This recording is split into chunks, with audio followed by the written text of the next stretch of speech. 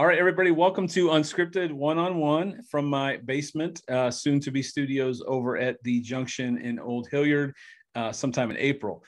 Just put this together on the fly, but I have a guest with me today, Mr. Ben Tanner. Ben, why don't you go ahead and introduce yourself, and we will go from there. Sounds good. Hey, I'm Ben Tanner. I play guitar, I recorded music, and I also have a website about learning how to play the guitar and also like reviews gear and stuff like that. Learning guitar and things like that today. So awesome. Yeah. Well, and we connected because it's a very small world. So I think it was just an email, and then there was an email back and forth a little bit. And I said, why don't you come on? So I am a hack when it comes to the guitar. Anybody that's ever, I don't go out professionally and play or anything. So, but everybody probably knows, anybody that listens to this regularly knows that I have a guitar. That doesn't mean I can play said guitar, but I do have one. And I enjoy it. It's actually a very, it's a good release for me at times. And I like to see if I can figure out how to play certain songs and those kind of things, but I am by no means good. And we were talking a little bit offline, but I figure by the end of this podcast, I should know how to play bar chords and finger pick. So no pressure on you, Ben, but that's my expectation before we're done. So not really. Yeah, well, I mean, I guess we could do a little mini lesson if you wanted to or something.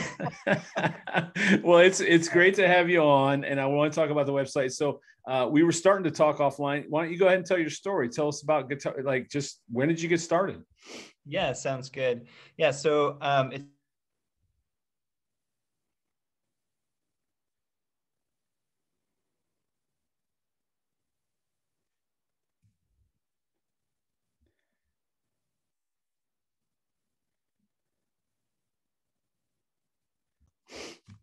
Yeah, so it's been about 20 years since I started playing guitar. Coincidentally, it was literally the day I graduated from high school. I had taken piano lessons as a kid, so I knew a little bit about music, but I'd never played guitar before. And so I went to my friend's graduation party, and he had a guitar and he had a chord chart on the wall. So I kind of knew what chords I wanted to play just based on my musical background. I was like, oh, okay, if I can find these 3 or 4 chords, it'll probably sound good. And so I picked up his guitar. I kind of saw how to play those 3 or 4 chords, I think. And I kind of started doing it.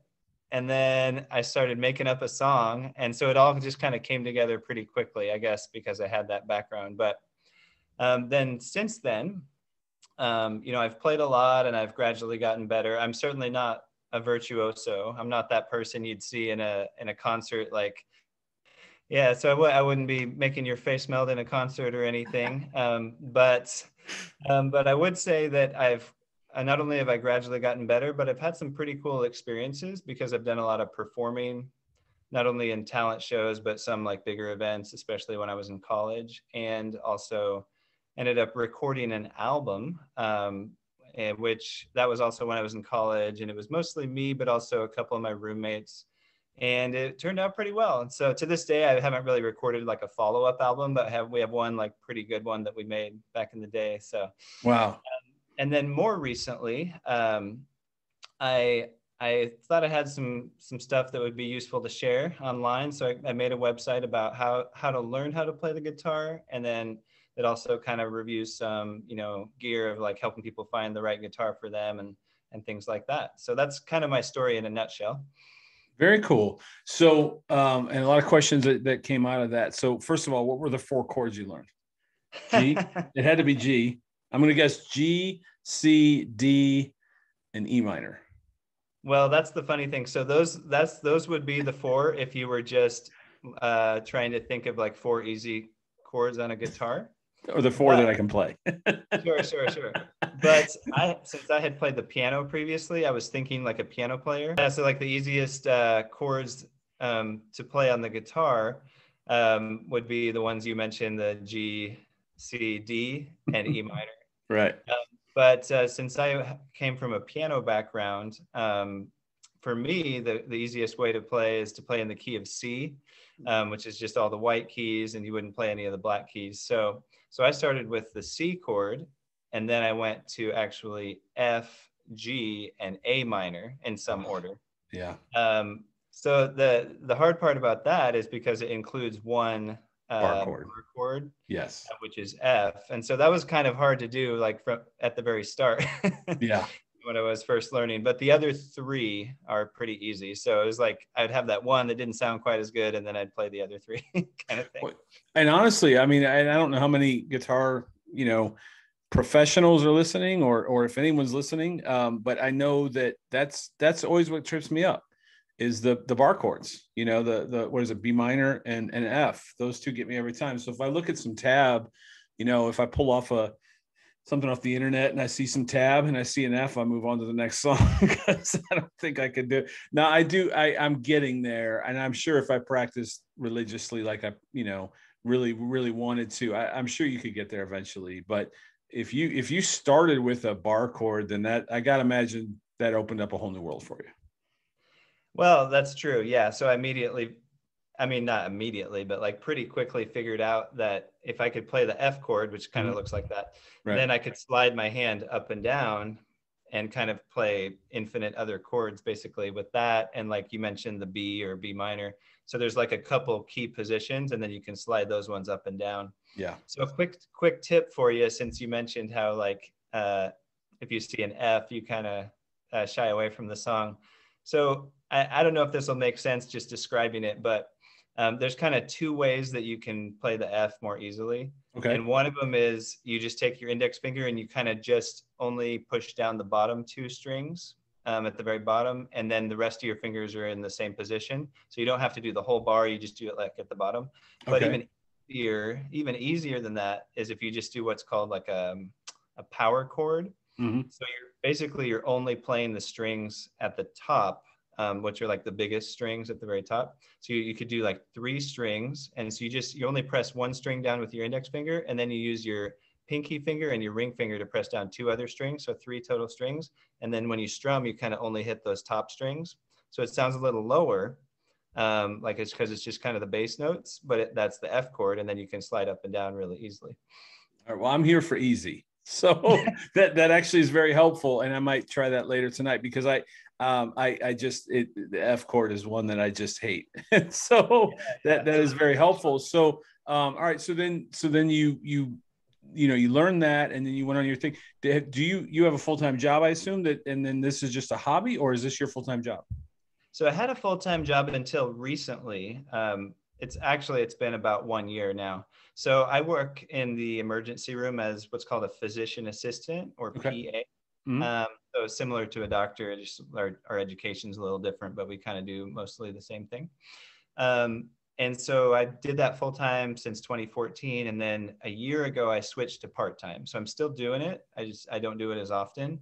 So now I'm spending a little bit more time like building up the website and things like that. And so just kind of mixing and matching. And it's been a weird time to switch to working part-time because, of course, then there was the pandemic. And then I was like just kind of at home doing my thing most of the time. Right. But yeah, so that's what I'm up to. Yep. So completely off the topic, were you pulled in quite a bit because of the pandemic, or no, because of your role? Right. So that's a common question. And I think it depended on what part of the country you were in and things like that. Right. So in Las Vegas, as soon as they started doing where they were like closing all the businesses and stuff, they also kind of closed down travel. And so usually we have all these tourists and then they all went away. Right. And they also closed the businesses. So people were staying home more and stuff like that. So mostly that meant that we had fewer patients in the ER, at least in the middle of last year. And then it's kind of been up and down since then. I think a lot of people have kind of started new habits where they just don't go to the hospital as much. Right. At least temporarily, So overall, there's actually been less work for part-time people like me, as opposed to like getting pulled in for all these crazy shifts when it's super busy. So I'm sure if I was in New York City or something, it would have been different, but that's how it was for me. Did you get your vaccine shot? Yes. Good. So you have both of them then? Yeah. So it was kind of serendipitous because I got an email from our director in mid-December saying, if you're interested, just write back. And I said, yeah, but I'm part-time, so I don't need to be first on the list. But he just added me to the list, I guess. And then somebody called me a couple of days later. So I got my first shot before Christmas and my second one like a week after New Year's. Well, I mean, for those reasons, for being on the front line for us, thank you, first of all. And second of all, I'm glad you've got the vaccine because it's For, important. It's very for sure. important. So Yeah, yeah. yeah, I'm glad I you mean, got I that. feel a little funny when people say like, "Oh, thanks for working on the front lines," because I don't work as often anymore. Yeah, but even 5 minutes isn't more than most of us do. So, I mean, and I think we all appreciate the past year, anyone that's put themselves in that position. And really, you guys were the front lines. You were facing this pandemic, whether it was part-time, quarter time, full time. You're still putting yourself in harm's way, for lack of a better term, with the pandemic. So thank you for that, and it shouldn't just be cast aside. You put yourself. Most of us are staying home with a mask on and a hazmat suit, and you're out there helping people. So for that, thank you. Yeah, fair enough. Yeah, and that's certainly kind of a weight off my shoulders to have the vaccine, because now I feel more comfortable when there's the 95% chance that I'm immune, basically, more or less. Right. For sure. For sure. Okay, so back to the website. So you've had some time on your hands, and honestly, that's why I had a country song teacher, a friend of mine. I wouldn't say good friend, but a friend of mine that I've come to know through the podcast. I had him on because he's got a great YouTube channel, and again, back to the pandemic, a lot of us were sitting home with nothing to do, and so I think either people went out and bought a guitar, maybe they got one for Christmas, or they dusted off one that's been in their storage area because we all needed something to do. So for people like myself, what does the site offer? Gotcha. Yeah. So, I mean, it's certainly a work in progress, but some of the examples of stuff we've got on there is I've got a list of like some of the best places you can find free online guitar lessons. And so I think that's a really good starting point for a lot of people, because it's just like, how do I learn? And it's a mixture of some different websites and YouTube channels and things, but for free, without spending any money, you can learn a ton.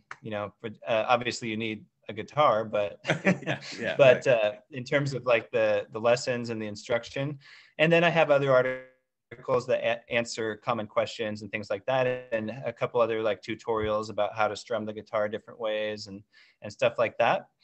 There are also some reviews of like what guitar you might want to buy for your kid, or for a certain style of music, or like acoustic versus electric, and things like that. So might have some helpful information as well about like, what kind of guitar to buy if you don't already have one. So maybe like you've got one in, I think, in your closet or wherever it is. But yeah, that's kind of what I have so far, and it's a work in progress. So I'm planning to do a lot more over the course of this year. Very cool. And what's the driver behind that for you? Is it you just want to share that gift that you've experienced, or what drives you to start the website? It's certainly a combination of things. So I like music really has added a lot of richness to my life, and I've really enjoyed being able to be creative with improvising on the guitar, or making up a song, or learning some song that somebody else wrote, but then usually you add your own flavor to it, right? So there's a lot of like creativity, which I think is very kind of stimulating for mentally and emotionally and so forth. And so I did want to spend more time talking about that and kind of sharing it with other people. I can make money from the website as well, because some of the products that we review, like if people click on a link and then end up buying something, then we can get a tiny percentage of like what they spend. And so that can potentially add up and kind of make it worth our while in the long run. But yeah, it's also a topic that I kind of love talking about as well. You mentioned an album. Is that on Spotify and Apple and those kind of things, so where people can go hear it? Yeah. It's on Spotify, and it's also on YouTube. In that, like it was some years ago, I added it to a website called CD Baby, and that was kind of they facilitated getting it onto iTunes and stuff. So I think it's still on iTunes. I don't check every day or anything, but they also kind of automatically uploaded all the songs just as audio to YouTube. And so I made a playlist out of that as well that I sometimes share with people. So it's in a few different places. Yeah. What's the name of the band if I was looking for it? So it's kind of silly. So the name is Cows Never Die. Okay. Honestly, as And soon then as you kind of got that smile on your face and says kind of silly, I didn't know where we were going to go. So Cows Never Die is much better than some of the things that ran through my mind. so yeah, that's like the group name, and then the album is called She Usually Wears Mittens. Perfect. Cows And Never that's Die. related to one of the songs, the first song. Yep. So we got Cows Never Die, and She Usually Wears Mittens. And Right. what kind of genre am I looking for when I click play? What am I going to hear? Yeah. So a couple comparisons first, I guess. Okay, yeah, perfect. So I don't know if you're familiar with Flight of the Conchords. No. Okay. So yeah. No, I'm So not. I'm not. Okay. So they're from New Zealand. Okay. And they did some albums and some concerts, and later on they got famous through movies. Like one of them wrote some of the music in Moana, and one of them wrote some music for a Muppet movie that won a Grammy, or an Oscar or something. Anyway, so they're a comedy folk group. Okay. Yeah, so they've done a lot of different things. They're hilarious if you want to check them out, Flight of the Conchords. But another comparison is, if people hear me sing, they often say, "Oh, you sound like the guy from Barenaked Ladies." Okay, I've heard that several. All right. So when you said comedy folk group, my first thought was, okay, is that like Barenaked Ladies? Because I know they're pretty funny, but yet it's catchy. So okay, so are we thinking like Barenaked Ladies? Is that what we're talking about? Cows Never Die. So I mentioned those two because you got the comedy aspect, and there's a slight similarity in the sound, and because Barenaked Ladies was mostly acoustic, they weren't really like heavy rock.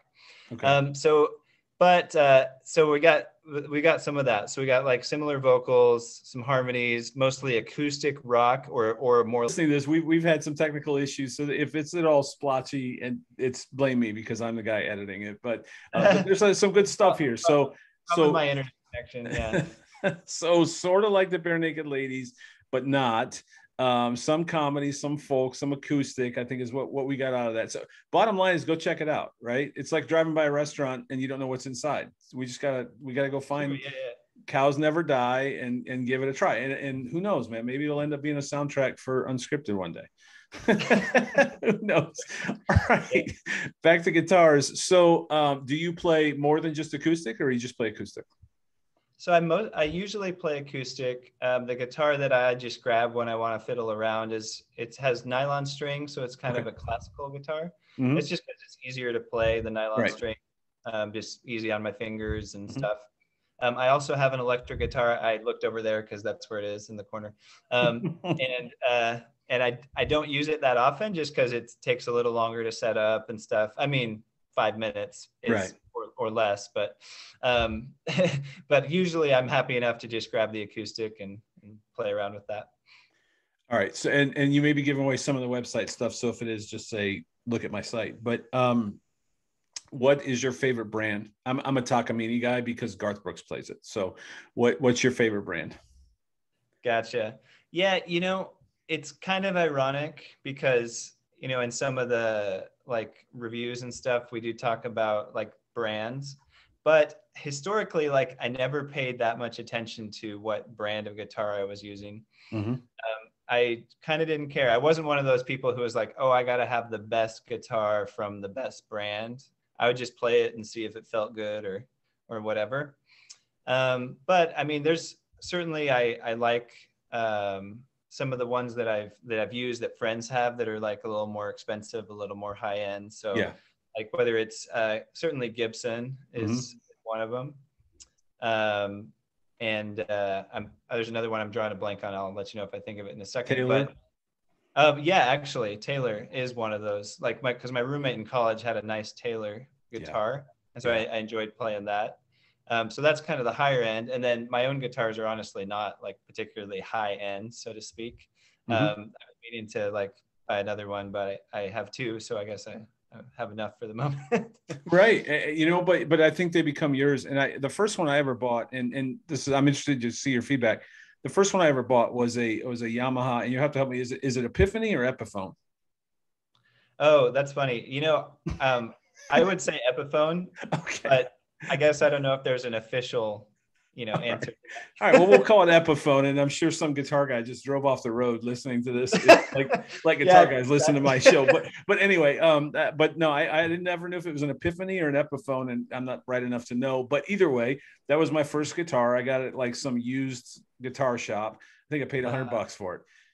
And I was just banging away on that thing. And I thought I was starting to feel real good about myself. And then one day, a friend of mine, to your point, I think he brought over, maybe he had a Yamaha or something. And, the neck was completely different. And he sits down. So then I borrow it for a second and I'm like, all right, I got to upgrade because, I think so that's my question is, I think for anybody starting out, you get those $100 guitar packages, which are great. They come with a CD and a bag and a gig bag, a guitar. There might be a tuner in there. They throw all that stuff in a bundle. That's okay, right? I mean, it's a good place to start. And my question, I think, for you is do you reach a point where your $100 guitar, you're going to cap out and you can't really tell anymore if you're getting better and it's a $100 guitar, or if you need to, you know what I'm saying? Or if you're just not getting better. Does that make sense? Yeah. Does that make any sense at all? Sure. Okay. So I guess a couple suggestions for beginners. Like you said, I mean, you can go get that package deal with the guitar and some picks and whatever. Yeah.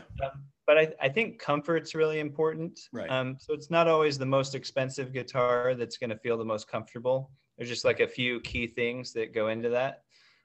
So mainly it's the type of strings, the action, yes. which is how high like the strings are from the fretboard, like how far you have to push them down. Right. Those are the main two. And then kind of the type of guitar, like acoustic versus electric as well. So I think for most people, it's a little frustrating if you get a guitar and it's like pretty hard to push the strings down at the beginning. Right. So the two ways to deal with that, one is you could consider getting either an electric guitar or a classical nylon string guitar. Yes. Because in both cases, it's a lot easier to push the strings down. So I think if you've never gotten a guitar before, you should definitely go to a store and just try it out. Like just learn 2 chords or something so you can just try it on several guitars and kind of see what it feels like. But yeah, like the type of strings and the type of guitar. It's quite a bit harder if you get like the full-blown steel strings from the very start versus the nylon or like the thinner strings that are on an electric guitar. And then number 2, I mentioned the action. So the action on a lot of guitars is actually adjustable. You may or may not be able to do it yourself. I've never done it myself. But if you take it to a shop, I think it's called a luthier. I don't know if I'm pronouncing that right, but like a guitar technician can kind of adjust that up and down to comfort, because you don't want it to be too high because it's awkward, like I said, but you don't want it to be way too low because then it's going to buzz more when it hits the wrong little frets and stuff. Yeah. So to find the right balance on the guitar action is the other thing. And is it, and I don't know my terminology perfectly, but is it like the nut or something like that? That's a lot of times it's underneath the fretboard, right inside the hole for some of them, but some of them it's up at the top, right? The neck, it's at the top of the head of the guitar has that little, I know the one I first got had that, but I don't know. Right. There's a rod that can kind of adjust the tension in the whole like neck or fretboard. Yeah. And so by doing that, it kind of moves it a little bit. So that's part of it. Yeah. And a good guitar shop will do that for you. I know Guitar Center, last I saw, they were Chapter 13. So I don't know if they're still going to be around, but if they are, I know they'll do that. I think they even do it for free for you. When you buy your first guitar, they'll kind of do that. And maybe I'm speaking out of school for them because they might charge for it, but I know they do it. They got their little kickstand thing that they put it on and they kind of help you out and get it really set up. And I think that is critical because when you're first met, you could be playing the highest level Martin or Taylor that they have and sound terrible because you just don't know how to play them yet.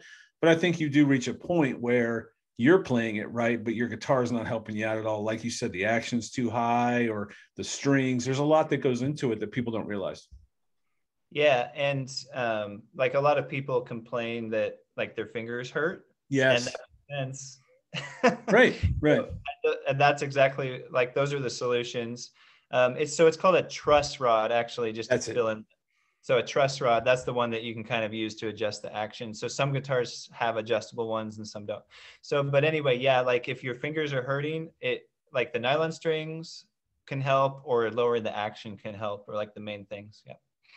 I know it was like a victory the day that I got calluses, and they really got hard enough to where, because for some people that's I didn't start with that and I had no idea what I was doing. So I just kept working away, and my fingers started to get calluses on those key fingers. And it was actually helpful because then it became easier to press those keys with those fingers. But now they have new strings that you can try that you don't have to go through that process. But I know I celebrated the day. Like, I'm like, look, everybody, I got calluses. look at my fingers. Yeah. I remember that like 20 years ago. And it was because I mean, you literally like lose the feeling in the very tip of your finger a little bit, you know? Yeah. So like, and it's been that way ever since. Like, I kind of never, I don't usually even think about it. You're probably the same way, but it's like, it's my left hand and I'm right-handed and whatever. But yeah, it's kind of funny how that works. Yeah, you celebrate that day. So do you have a YouTube channel or social medias as well, like Instagram and Twitter and those kind of things that you utilize, or is it just the website? So technically I do, but I haven't really done anything with them yet, like the Twitter and Facebook and YouTube. So it's pretty much just the website for now. I'll probably start doing more with the other stuff later. I mean, I've probably tweeted like 10 times and I don't have very many followers on Twitter yet. So it's probably not really worth checking out yet, but so I would just, I'd go to the website. Okay. And if there's a question that somebody has, not do you do requests, but if somebody's got a question, they're beginning, they're learning, and they have a question for you, do you have like a forum or a contact page that they can get to you through, or how's that work on the website? Yeah. So on the website, there's a contact page, has a contact form. I think it's strummingly.com/contact, but there's a link bottom. There's a contact link. You can go fill out a contact form if you have any questions or anything for me. That I'd be more than glad to field those. And then my email address is pretty easy as well. It's just Ben, BEN @strummingly.com. And then on the website, there's a search function if you just want to like look for something specific. That's on the top right. But also that's on the menu, it's just divided up into like the learning resources for just to kind of teach you how to play, and then the stuff related to like equipment, like best guitar for kids or what have you. Okay, awesome. Well, there's been a lot here to go through. I'll have all this in the website and the links below it. Certainly the Cows Never Die link on Spotify. I will find that. I promise you I'll find that. And we will get that up. And She Wears Mittens. The record hit, She Wears Mittens. So no, it's all good, man. I'm looking forward to it. It's a Friday night, so I'm probably going to go listen to that and have that on this weekend and give you guys some listens. But no, this is good. So one last freebie for the audience. And again, this is unscripted, so I haven't talked. One last freebie for the audience, and if you say go to my website, that's fine too. But one last freebie. How do you finger pick? Because I can't do that either. How do you finger pick? What's like? Is there? So you gave me my bar chord. I'm gonna go try that later. How do I finger pick? And I need the Cliff Notes version. Not like I don't want to go. Like, I don't want to practice it. I just want to be able to go do it. So how do I finger pick? Gotcha. Yeah. So, all right. So the way I actually learned finger picking from a book. Okay. Exactly. But it explained one technique that I found pretty easy. It might have a name. Like, I'm not always an expert on these things. Like, it's probably similar to what they call Travis picking or something, but don't quote me on that, because again, that's not like, we're unscripted. My thing, is like knowing all the different names for it. But anyway, it's basically you just use your thumb and your index finger, and I can demonstrate it if you want, but you just use your thumb and index finger, and your thumb's kind of just hitting like the top bass note and then the one below it, kind of alternating. And then your index finger is kind of hitting like the lowest note. Physically the lowest, technically it's the highest pitch or whatever. It's just hitting that bottom note, bottom string, I should say. Okay. And then kind of hitting the bottom one and then the one above it. So you're just kind of alternating between the two. Okay. Do you want me to grab my guitar and just show you what it looks like? Absolutely. Why not? This will be an unscripted first. So I'm going to talk while you Ben, go get your guitar. I'm going to talk while people are on the road. If you're watching this, you can see Ben is going to grab his guitar right now. If you're listening, he's on his way back right now. He's got his guitar in hand, and we are going to learn to finger pick right here on Unscripted. It's an Unscripted First. So I'll just show you a really easy finger pick. Okay. Let me change the angle here. There we go. So anybody listening on the podcast, you got to go to the video and watch it. Okay. So take it away, Ben. Hopefully it's in tune. So here's like a C chord that we talked about earlier. So my thumb, or let's do G just because it's easier to demonstrate. So it might be slightly different than I explained it. So I'm just hitting the top string and the bottom string first. Okay. And then I'm just alternating there's these other two strings, which are the G and the B. Okay. I'm just going duh, duh, duh. So it's just those three notes in between. So we just go. So this is the simple version. All right. And then you could go a little further and do something like. Ooh, okay. Yeah. So anyway, then I was like messing up. But so that's just like the really easy. And then the slightly more. So if you start with the easy one, and then eventually once you get comfortable, you work your way up. Perfect. All right. So that was a unscripted first, including technical issues, all good. We're going to test my editing skills on this episode for sure. But that was an unscripted first. We had a live guitar lesson, finger picking 101. Awesome. That's just awesome. Yeah. So what you're going to get, right? That kind of made sense. I know it was a little choppy, but also maybe hard to explain if someone was just listening or anything. Perfect. No, but actually it sounded wonderful. So if I need a background, soundtrack for Unscripted, I know who to call, because that honestly, it was very peaceful and it sounded awesome. I can't do finger picking, so I'm going to go try that too. So I'm going to try my new bar chords and my finger picking, and that's all the kind of stuff that you can get on your website. Is that correct? Yeah, sounds good. Yeah, and those are nylon strings. Just since you said it sounded kind of peaceful, they're more mellow. Yes. Yeah, exactly.